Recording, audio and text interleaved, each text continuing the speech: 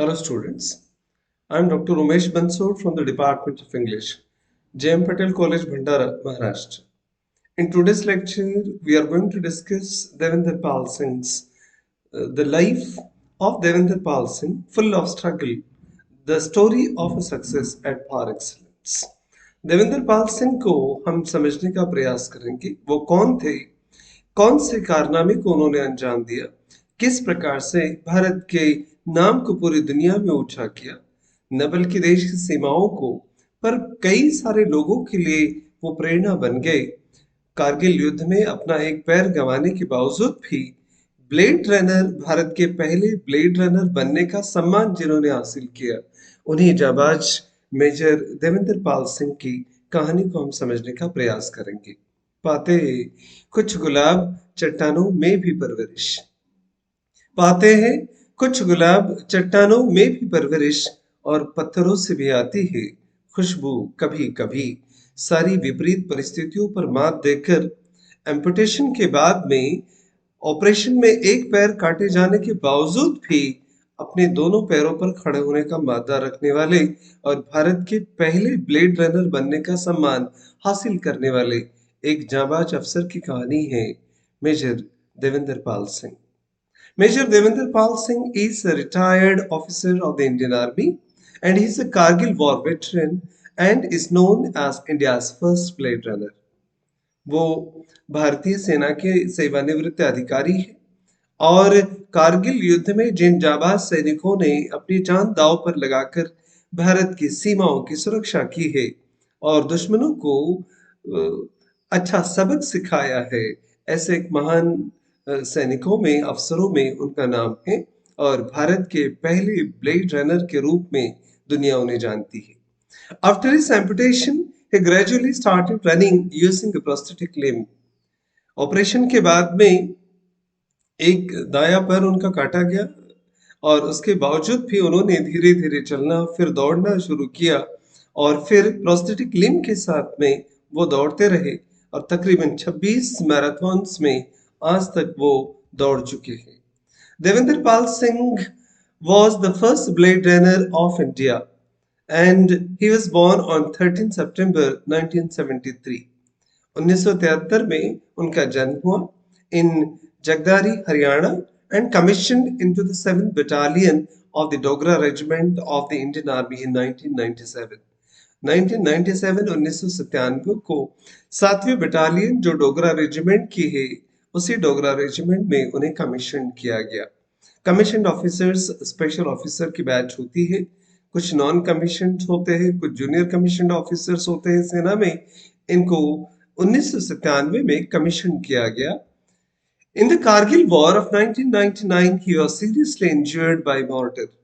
एक मोर्टर के शेलिंग में वो जख्मी हो जाते हैं 1999 के कारगिल वॉर में, leading to the amputation of the part of the right leg, और फिर दाहिने पैर का आधा हिस्सा उस एम्पुटेशन में काट दिया गया। Today he is a marathon runner and motivational speaker. पर इसके बावजूद भी मेजर देवेंद्र पाल सिंह रुके नहीं, झुके भी नहीं, ना तो अपने आप को झुकने दिया, ना कभी तिरंगे को उन्होंने झुकने दिया।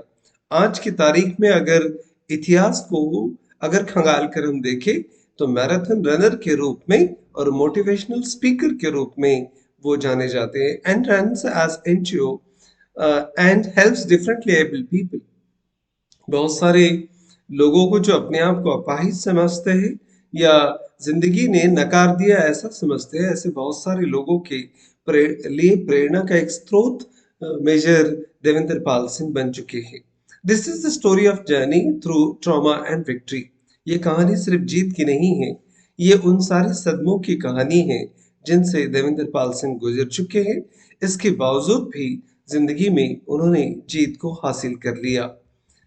इस प्रकार के मोटरशेल में उनका एक्सीडेंट हो गया था कारगिल युद्ध में और उन्हें अपना दाया पैर गंवाना पड़ा। The army had always been a part of Major Singh's life. Devendra Pal Singh की कुछ निजी जिंदगी को भी हम समझने का प्रयास करेंगे कि किस प्रकार से परिवार में वो पले बढ़े, किस प्रकार से अपने ध्येय को उन्होंने हासिल किया। बचपन से ही मेजर सिंह को इस प्रकार के सेना के संस्कार मिले हैं right from the childhood in the cantonment town of Roorkee where his father worked with the General Reserve Engineering forces.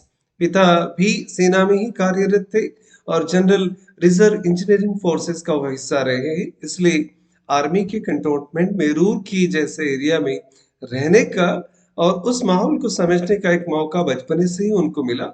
He studied in the केंद्रीय विद्यालय में पढ़ाई की and from class 2 onwards class second onward Singh stayed with his grand parents. दूसरी कक्षा के बाद में शिक्षा हासिल करते समय वो अपने दादा दादी के साथ ही रहे and they brought him up and their beliefs left deep impression on him as a child. बचपने से दादा दादी ने देवेंद्र पाल सिंह के ऊपर जो संस्कार डाले उन्होंने बहुत गहरा प्रभाव उनके जीवन पर किया है। Singh saw Sikhism as similar to life in the army। Sikh लोग जाबाज होते ही हैं, अपनी जान दांव पर लगाकर भी भारत की सीमाओं की कई सदियों से सेवा करते आए हैं। ये संस्कार तो उनको घर से ही मिले। बहुत full of examples of sacrifice, कुर्बानियों की कई कहानियां सिखिज्म में हमें मिलती है। Growing up his dream was to join the army and build a career in that field. बचपने से ऐसे ही जाबाजी से भरी कहानियों को सुनने के बाद में देवेंद्र पाल सिंह का सपना रहा कि क्यों न सेना में ही अपने जीवन को ढाल दिया जाए और यहीं पर करियर किया जाए। However, even before joining the army, he had to face number of obstacles। पर सेना में भर्ती होना आसान काम नहीं था। बहुत सारी समस्याओं को, ऑब्स्टेकल्स को, प्रॉब्लम्स को उन्हें पार भी करना था। He failed class 11 स्टैंडर्ड में फेल हो गए, failed in the National Defense Academy exam, NDA के एग्जाम में फेल हो गए एंड नॉट वंस, एक बार नहीं बट ट्वाइस, दो बार, and only cleared the combined defence service exam on his second attempt. फिर कंबाइंड डिफेंस सर्विस एग्जाम को दूसरे अटेम्प्ट में, दूसरे प्रयास में उन्होंने उत्तीर्ण कर लिया। Through all of this he never give up. पर ये सब कुछ स्ट्रगल करते समय उन्होंने कभी भी उम्मीद नहीं छोड़ी। He was very clear on what he wanted to do। करना क्या है इसके बारे में वो स्पष्ट थे and kept trying to achieve his goal। और अपने उद्देश्य को हासिल करने के लिए सतत वो प्रयासरत रहे। He completed his graduation through distance learning। पढ़ाई में बहुत ज्यादा होशियार नहीं थे, पर इसके बावजूद भी उन्होंने ग्रेजुएशन कंप्लीट किया डिस्टेंस एजुकेशन के through and after clearing the combined defence service exam he was sent to train in Hyderabad. और सीडीएस एग्जाम पास करने के बाद में हैदराबाद उन्हें भेज दिया गया ट्रेनिंग के लिए। In December 1997, Singh graduated from the Indian Military Academy। 1997 का वो दौर था जब उन्होंने इंडियन मिलिट्री एकेडमी से ग्रेजुएट कर लिया and received his commission to join 7th battalion of Dogra regiment. और भारत के सबसे प्रभावशाली रेजिमेंट में जिस रेजिमेंट का नाम आता है वो डोगरा रेजिमेंट है, इसके 7वीं बटालियन को कमीशन ऑफिसर के रूप में मेजर देवेंद्र पाल सिंह ने 1997 में ज्वाइन किया। In January of the following year, Singh joined his unit। और जनवरी में ही फिर उन्होंने अपने यूनिट को भी ज्वाइन कर लिया। 2 months later, they were posted near the line of control in the Akhnur region of Jammu and Kashmir। Bharat के संवेदनशील इलाकों में माने जाने वाले अखनूर प्रांत में उनका फिर पोस्टिंग हुआ, जो जम्मू कश्मीर से लगा हुआ एरिया है। जम्मू कश्मीर पाकिस्तान का बॉर्डर, इस्लामाबाद आमने सामने, और अखनूर का area. The Akhnoor region happens to be strategic area for the army. सीमा से लगा हुआ यह प्रदेश हमेशा से संवेदनशील रहा है और आर्मी के लिए यह हमेशा एक स्ट्रेटेजिक एरिया रहा है सीमाओं की सुरक्षा करने के लिए। With the line of control running through the Munawwar Tawi river, ये वही प्रदेश है जहां पर मुनव्वर तावी रिवर बहती है। And this region had been especially active during previous wars against Pakistan in both 1965 and 1971। 1965 का युद्ध हो या 1971 का युद्ध हो, पाकिस्तान के साथ हमेशा लड़ते समय ये एरिया बहुत महत्वपूर्ण रहा है। Singh was a dynamic officer, पर अपने आप में देवेंद्र पाल सिंह एक प्रभावशाली ऑफिसर है। And the same year was promoted to the rank of major उसी साल मेजर रैंक पर भी उनका प्रमोशन हो गया। एट द एज ऑफ 25, 25 साल की उम्र में ही वो सेना में मेजर बन गए। In the summer of 1999 during the Kargil war, फिर 1999 समर सीजन, ग्रीष्मकाल का ऋतु आया, कारगिल युद्ध की संभावनाएं हमारे नक्शे पर दिखने लगी। And major Singh was commanding a post in the same region. ये वही इलाका था जहां मेजर सिंह अपनी पोस्ट को संभाले हुए थे। Close to the line of control, Bharat की सीमा रेखा के बिल्कुल नजदीक ये इलाका आता है।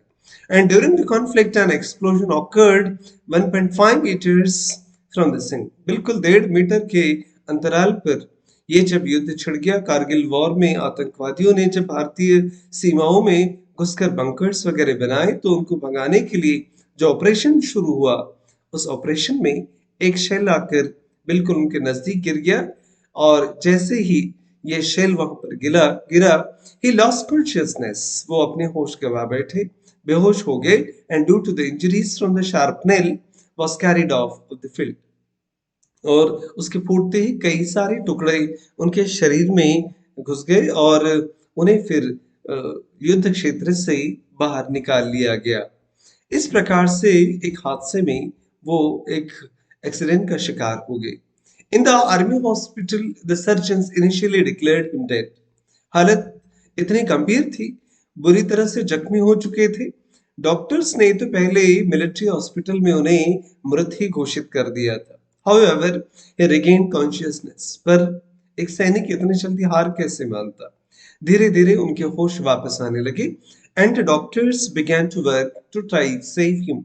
फिर डॉक्टरों ने उन्हें बचाने का प्रयास किया। There were over 40 pieces of sharp nail। Shell के गिरने के बाद जो शार्प नेल टुकड़े थे बम के, वो शेल के टुकड़े उनके शरीर में घुस गए थे।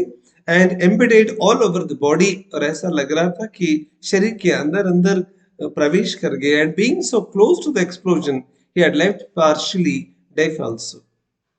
बम का धमाका इतना जोरदार था कि वो अपनी सुनने की क्षमता भी गंवा बैठे। But the worst was the right leg. पर सबसे बुरा हुआ कि दाहिना पैर उनका खतरे में आ गया।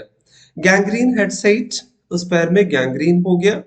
जब पेशियां काम करना बंद कर देती है और सड़ने की प्रक्रिया शुरू हो जाती है, हिस्सा काटने की नौबत आती है, तो गैंग्रीन हम उसे कहते हैं। And soon it was clear that the leg could not be saved. फिर डॉक्टरों ने बताया कि इनका पैर नहीं बचाया जा सकता।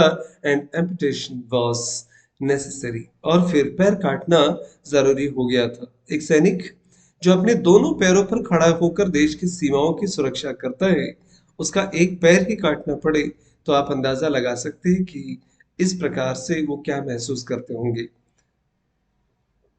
A month and a half after the accident, 1.5 महीने के बाद में Singh was still in intensive care। 1.5 महीने तक अभी भी वो आईसीयू में थे। And he had lost lot of weight। अपना बहुत सारा वेट भी गंवा बैठे, वजन भी गंवा बैठे। And his recovery was slow and unstable because of the number of procedures he had gone through। 1.5 महीने के दौरान न जाने कितने ऑपरेशंस का सामना उनको करना पड़ा, कितने ट्रीटमेंट को उन्हें झेलना पड़ा। वजन भी गंवा चुके थे और तबीयत भी अनस्टेबल थी। But he never give up. पर ऐसी परिस्थितियों में भी देवेंद्र पाल सिंह ने हिम्मत नहीं हारी। Years later, एक साल बाद, Singh said that he believed that if he had given up, it would have been perfect। अगर मैंने उम्मीद छोड़ दी होती तो सब कुछ खत्म हो गया होता। इस बात को देवेंद्र पाल सिंह आज भी महसूस करते हैं। Instead, he decided to see this as another challenge। पर एक सैनिक का जिस प्रकार से ट्रेनिंग होता है, उस ट्रेनिंग का ये हिस्सा मान लीजिए, या फिर उनके दिल की मजबूती, इरादे की मजबूती समझिए कि उन्होंने इस परिस्थितियों में भी अपना पैर गंवाने के बावजूद भी उसको एक चैलेंज के रूप में लिया। Another obstacle in his life. इतनी सारी बाधाओं को तो पार किया ही उन्होंने, और एक बाधा से, और एक प्रॉब्लम, एक समस्या उनके सामने आके खड़ी थी जिंदगी में। And just like you overcome previous challenges, अभी तक के जितनी सारी समस्याओं को उन्होंने बखूबी पार किया था, इसको भी पार करने का इरादा उनके अंदर था। and with his willpower and hard work he would do the same now. और इसी उम्मीद के साथ वो ये काम भी करना जानते थे बखूबी. It was like being a child and learning how to walk, except this time, and he had to do it with only one leg. ये सब कुछ उन्हें एक ही पैर के साथ करना था. First with a crutch and then a prosthetic leg. पहले तो फिर वो बैसाखियों के सहारे चलने लगे और फिर प्रोस्थेटिक लेग लग गया. And Singh taught his body to sit. Plastic का एक बना हुआ पैर जिसके आधार पर चलना इतना भी आसान नहीं होता. जख्म नए नए थे, उसमें पैर डालना, उसको सेट करना, फिर चलने का प्रयास करना. ऐसा लग रहा था कि बचपने में जैसे बच्चे फिर से चलने का प्रयास करते हैं. मेजर देवेंद्र पाल सिंह शायद पहली बार चलने का फिर से प्रयास कर रहे थे. And stand, walk, lie down, get up and learn to live again. गिरते गए, उठते गए, चलते गए और फिर से जीना सीखने का प्रयास कर रहे वो. As a part of his recovery to build his strength and be able to fully use his body. फिर से खड़ा होना, रिकवरी के बाद में अपनी ताकत को फिर से हासिल करना. एक जवान फिटनेस के लिए जाना जाता है. मिलिट्री के लोग अपने रफ एंड टफ जीवन के लिए तो जाने जाते हैं, पर शरीर को स्वस्थ रखने के सारे उपाय भी उनको करने होते हैं. 1.5-2 महीने की बीमारी के बाद में, एक्सीडेंट के बाद, आईसीयू से बाहर निकलने के बाद में 1 साल तक अपने आप को वो हेल्थ के रूप में रिगेन करने का प्रयास करते रहे. Singh needed a lot of physical activity. पर इसके लिए बहुत सारी फिजिकल एक्टिविटी, शारीरिक क्रियाएं करनी होगी. Sports had always been a big part of his life that had helped him to stay fit. Sports हमेशा उनके जिंदगी का हिस्सा रहा है. And so he once again turned to the sports to help him on his new path. अपनी जिंदगी की नई राह पर चलने के लिए फिर उन्होंने स्पोर्ट्स का सहारा लिया. He began with a golf. पहले गोल्फ से शुरुआत की and was one of the less demanding sports available to him. पर इस खेल की डिमांड नहीं थी. And since he had only recently been released from the hospital, even golf was often painful and difficult. अभी अभी हॉस्पिटल से उन्हें डिस्चार्ज किया गया था और गोल्फ खेलना भी इतना आसान नहीं था. इसलिए क्योंकि गोल्फ के इतने बड़े बड़े मैदानों में बॉल लाना, बॉल के पीछे दौड़ना, ये भी कठिन काम होता है और अभी अभी तो ऑपरेशन हुआ है. ऐसी हालत में देवेंद्र पाल सिंह के सामने जिंदगी फिर से एक आह्वान के रूप में, एक चैलेंज के रूप में खड़ी थी. बट स्लोली ही push through and trained his body to walk for longer periods of time. पर अपने शरीर को उन्होंने आदत डाल दी और ज्यादा देर तक चलने की. अपने आप को पुश किया एंड गेन स्टेमिना, और फिर उस ताकत को उन्होंने वापस लाने का प्रयास किया. Soon golf was no longer enough. बाद में उन्हें लगने लगा कि गोल्फ से उनकी फिजिकल एक्सरसाइज का प्रॉब्लम सॉल्व होने वाला नहीं है. And he began playing squash. फिर उन्होंने स्क्वैश खेलना शुरू किया. This was for the more of physical sports, but he continued to train. Squash खेलना बहुत बड़ी फिजिकल एक्सरसाइज का सामना भी करना था, पर उन्होंने उस बात को जारी रखा. And in his eyes, if he could play sports, if he could keep up his attitude, it would help both himself and others to see him as more than just an amputee. अगर वो खेलते रहे, अगर लगातार खेलते रहे, तो सिर्फ खेलने वाले खिलाड़ी के रूप में नहीं, एक एम्प्यूटी के रूप में भी लोग उनको बार बार देखते होंगे खेलते समय. पर एक सिर्फ अपाहिज आदमी के व्यक्ति के तौर पर उन्हें नहीं देखा जाना चाहिए, एक स्पोर्ट्समैन के तौर पर भी देखा जाना चाहिए. Attitude was very important to him. एक एम्प्यूटी खेल रहा है ये बात इंपॉर्टेंट नहीं, वो खेल रहे इसके बावजूद भी ये एटीट्यूड उनके लिए ज्यादा इंपॉर्टेंट था. The way society saw him and earn him more respect. और उन्हें लगा कि खेल ही उनके जिंदगी में इस आत्मविश्वास को वापस ला सकता है. Having faced the struggle of being differently able person, Singh decided that the best way to bring about a change in the environment was to empower the differently able themselves. एक एम्प्यूटी होने के कारण अपने आप को अपाहिज की कतार में तो खड़ा रखना नहीं चाहते थे और अपने लिए नहीं सोच रहे थे, बल्कि जितने भी लोग अपने आप को दिव्यांग समझते हैं, अपाहिज समझते हैं, ऐसे लाखों लोगों के लिए क्यों न प्रेरणा बना जाए. With that in mind he began training for marathon, ताकि दुनिया देखे और सीखे और प्रेरणा ले इसलिए उन्होंने फिर अपने आप को मैराथन के लिए ट्रेन करना शुरू कर दिया। Along with the setting an example for amputees and running with prosthetic legs, Singh also wanted to do this for himself. वो औरों के लिए भी प्रेरणा स्थान बनना चाहते थे और खुद के लिए भी ये काम करना चाहते थे. He firmly believed that running was the best activity since it required almost no extra infrastructure, just your body, and marathon training would help both the body and the mind. Devendra Pal Singh इस बात को बखूबी जानते थे कि अगर अपने आप को लोगों के बीच में लाना है, लोगों के सामने लाना है, अपने आप को फिर से स्थापित करना है, खड़ा होना है, तो सबसे आसान काम था मैराथन में दौड़ना। यही एक काम उनको आसान लगा कि इसमें ज्यादा खर्चा नहीं था, बस आपको दौड़ना है, मैदान है, आपके शरीर की जरूरत है। और फिर in 2009 Singh ran his first half marathon in Delhi. 2009 के उस साल में फिर दिल्ली के मैराथन में वो दौड़े। It was huge challenge running a marathon with prosthetic leg. एक प्लास्टिक के पैर के साथ में, प्रोस्थेटिक लेग के साथ, पैर के साथ, एक नकली पैर के साथ मैराथन में दौड़ना मुश्किल काम था, बट ही कंप्लीटेड इट। पर उन्होंने उस रेस को छोड़ा नहीं, अधूरा कंप्लीट किया and return twice more over the following years. अगले 2 साल तक वो आते रहे। इन 2011 with the help of the army Singh received a blade prosthetic. फिर 2011 में आर्मी की मदद से उन्हें ब्लेड प्रोस्थेटिक दिया गया, which helped him tremendously in his running। जिस प्रोस्थेटिक लेग ने, ब्लेड के लेग ने उन्हें दौड़ने में बहुत ज्यादा मदद की और उन्हें फिर टाइटल मिला इंडियाज ब्लेड रनर, और भारत के ब्लेड रनर के रूप में दुनिया और देश उनको जानने लगा। Singh has admitted that he is often still in tremendous amount of pain। हर बार तकलीफ होती ही, इतना भी आसान नहीं होता पैर को एडजस्ट करना और लगाना। Fitting his prosthetic usually takes at least an hour and half. 1-1.5 घंटा लगता है कम से कम। और इस 1.5 घंटे के फिटिंग के लिए, so in order to go running at 5 in the morning, often he needs to wake up at 3 and to get started ready। 5 बजे अगर जाना भी है तो 1.5 घंटे 2 घंटे पहले उनको उठना होता था।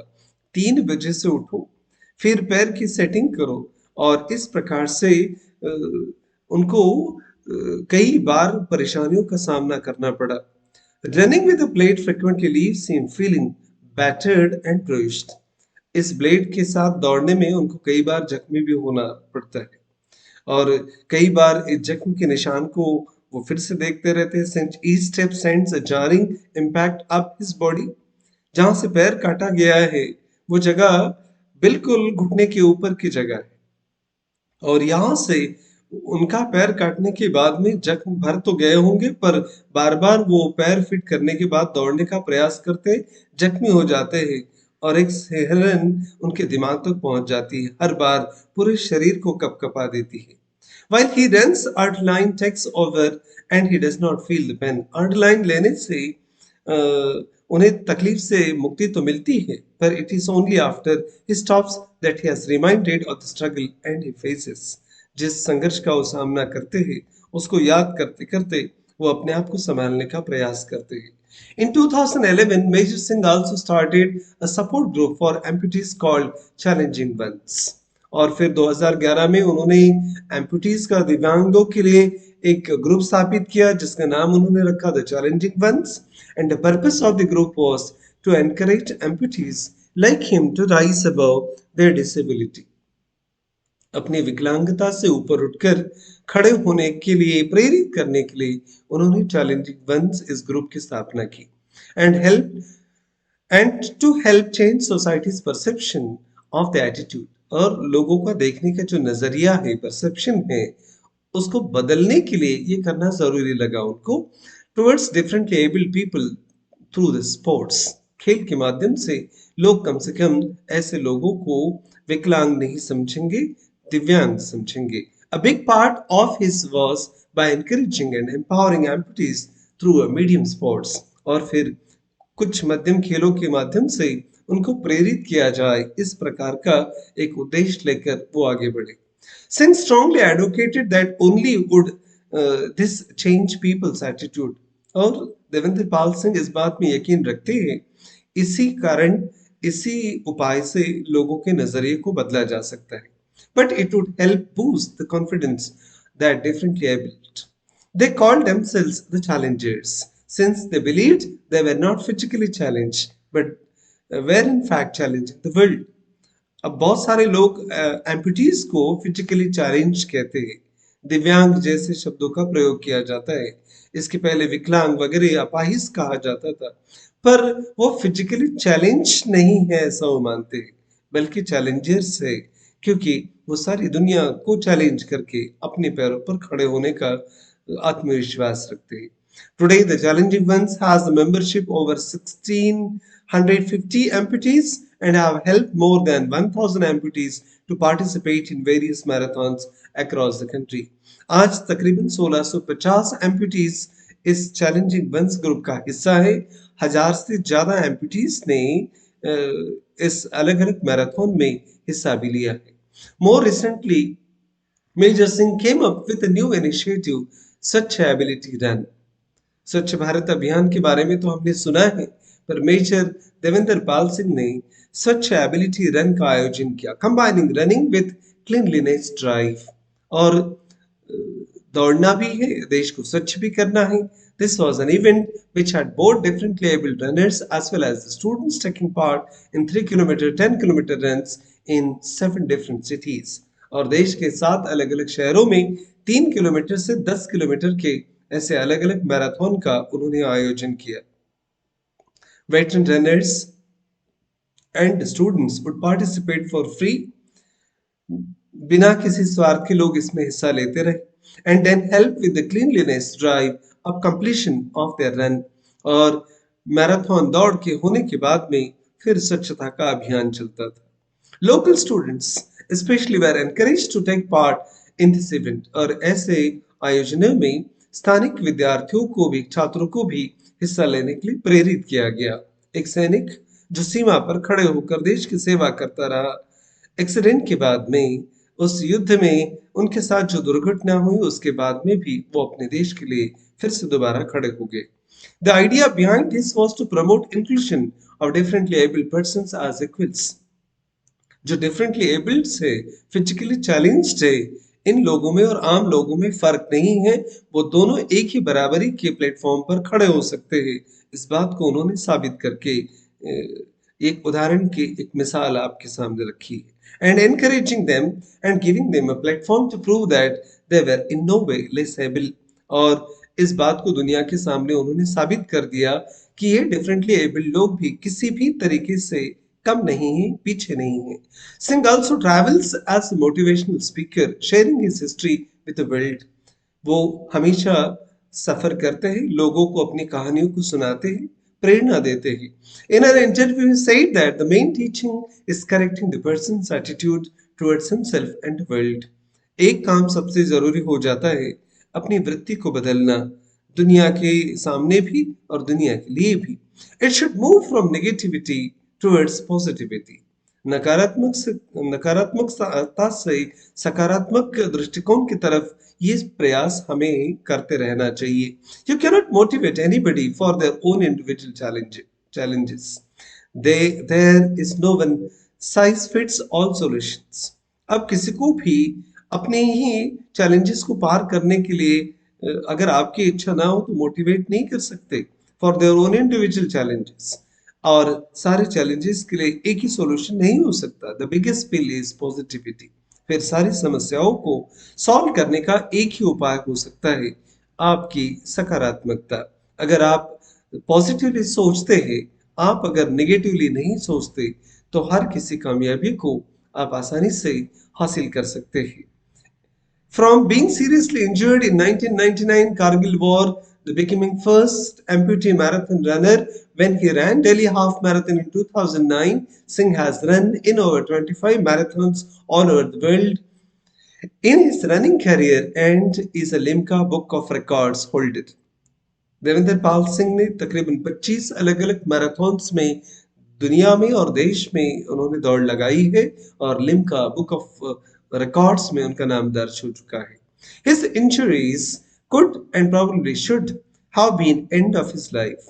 जिस प्रकार के जख्म को उन्होंने युद्ध में पाया है, कोई भी आदमी जी नहीं सकता था। पर but he chose not to let this stop him, पर उन्होंने जिंदगी को अपने आप को रुकने का मौका नहीं दिया। Major Devendra Pal Singh started out as the inspiration to amputees, but today is a celebrated example of determination and willpower to the people all around the world. आज सिर्फ एम्प्यूटी के रूप में, विकलांग दौड़ लगाने वाले मेजर के रूप में नहीं, बल्कि एक डिटर्मिनेशन, दृढ़ निश्चय और विल पावर, तीव्र इच्छा शक्ति के लिए पूरी दुनिया में देवेंद्र पाल सिंह जाने जाते हैं। उम्मीद करते हैं इस मेजर की ये प्रेरणादायी कहानी हम सभी को हमेशा हमेशा के लिए प्रेरित करती रहेगी। Let us hope that this discussion will help you to understand, to stand in the important life of Devendra Pal Singh, and also will help you to understand how to stand in one's life facing all challenges. Thank you very much for watching this video.